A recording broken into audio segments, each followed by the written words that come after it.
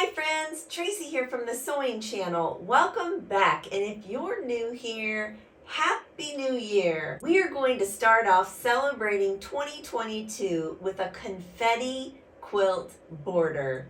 Enough talking already. Let the celebration begin. The project that I'm currently working on is leaving me with some triangles, some half square triangles. So initially there's a 3.5 inch square. So now imagine that cut in half. Now imagine one of those colored pieces cut in half and then, yes, cut in half again. Which ends up leaving me with these tiny colorful bits of fabric. Now I actually threw a bunch of these pieces in my garbage can in my sewing room, but honestly I couldn't sleep that night. I kept thinking and thinking, oh my word, I don't want to throw all those little bits out. So I decided on this confetti border. In my current project, I'm getting these white triangles as well at that 3.5 mark and then cut in half. So I decided to use the white all around those. So that's what I'm doing right here, taking those tiny colorful bits and putting right sides together. I'm centering them in the center of those triangles so I have enough space on both sides. So now I'm just taking it to my sewing machine and I'm showing you how I would batch sew a handful. There's 4 right here. So I just used a scant 1/4 inch seam allowance and sewed right sides together. And then I separated them. And what I did differently on this first step when I ironed was that I opened the seam up initially on all of these. So the very first seam is always opened and pressed open real good. I wanted to note also that it's okay if you go more than a 1/4 inch or less than a 1/4 inch, and your confettis could look one bigger than the other slightly, and that's okay. Confetti's not always all the same, right? After everything is nicely pressed, we're going to go to the sewing machine and add that second piece onto our confetti. And you can see that it's overlapping a bit, that extra little piece off to the right of that piece. And we're going to cut that as soon as we're done with this batch. Each piece of the colorful confetti will end up having 3 triangle shapes around the colorful piece.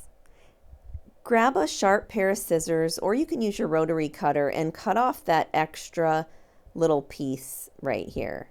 Right there that I'm cutting, and that way everything will lay nice and flat when we go to iron it on the next step. The piece that you're cutting off is off of that seam that you just had sewn to, if that helps. Now we're going to iron everything nice and flat. Now here, wherever the seam allowance wants to go, whichever direction, that is the way that I'm going to press it. Now it's time to add that last white scrappy piece onto our confetti, and you'll just lay it right along that colorful piece, and you'll see we have 2 extra little pieces hanging off of there that we'll have to cut when we're done here. And that should be the case on all of them, and you don't want to leave those on because it'll just make your confetti look sort of bulky, and we don't want that. Just like in the last step, we're going to trim off all of that excess right along the seam allowance that we had just sewn.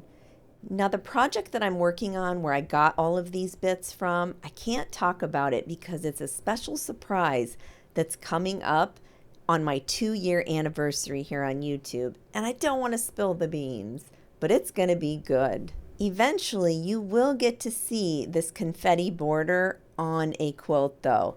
It's just so hard for me to keep a secret when I'm so excited about a project, but I'm gonna do it. So I'm not gonna tell you about it today, but be sure and subscribe and keep your eye out so you don't miss that video. Now it's time to trim our little confettis down to 2.5 inches square.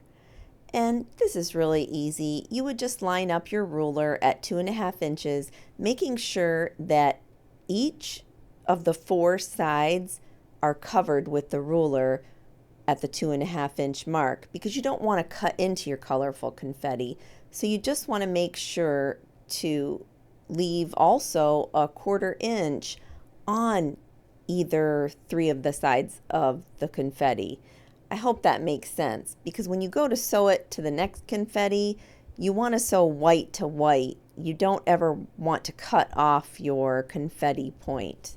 You can also cut your angle any way you want, because the confetti is all going to be different on the strip. It's all going to be pointing in random directions.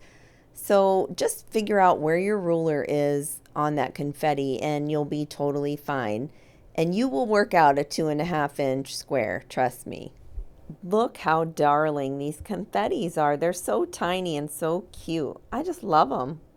So here I'm just going to show you a strip that I had done earlier. I am going to take a batch to the sewing machine and show you how I sewed them into a strip though. I did follow a color order, and it was the same exact one that I followed when I made my Scrappy rainbow star. And this is the sequence right here. It goes green, yellow, orange, red, pink, purple, blue, turquoise, green, yellow, orange, yada yada. The only thing you have to think about when you get to the sewing machine with all of your confettis is that when you sew them together, check first if the confettis are going in opposite direction or random direction, because we don't want them to look the same. So here I'm just checking to make sure that that yellow one is going to be random. And I just think it looks a lot more like confetti if you take that extra time just to make sure of your placement. And each time after I sewed those little 2.5 inch squares together, I finger pressed them at the sewing machine. Now I pressed them with my fingers to the side that they were already headed, the direction they were headed in. I never fight against a seam, and you shouldn't either, because then things just get out of whack and a little bulky. So just press it in the way that it wants to go. Now on this particular one, it wanted to go 2 different ways. So what I did was, in order to get that struggle gone, I snipped it right up into the threads and pushed one seam allowance one way and the other seam allowance the other way. Easy peasy, done. Nobody's fighting for territory. I think this would make a great full quilt as well, not just a border. I mean, look at all those colors. They're just so pretty together. I just love it. But I can also imagine it as a whole quilt. Can you? And I also like that they're tiny. I don't think I'd want big confetti. I really don't, because then it would take away from what it is. I mean, confetti's tiny, right? Now it's time to take all that finger pressing that we did and put a nice hot press in all of it, all the way down. I can't wait to share with you my secret surprise that I have coming up in February.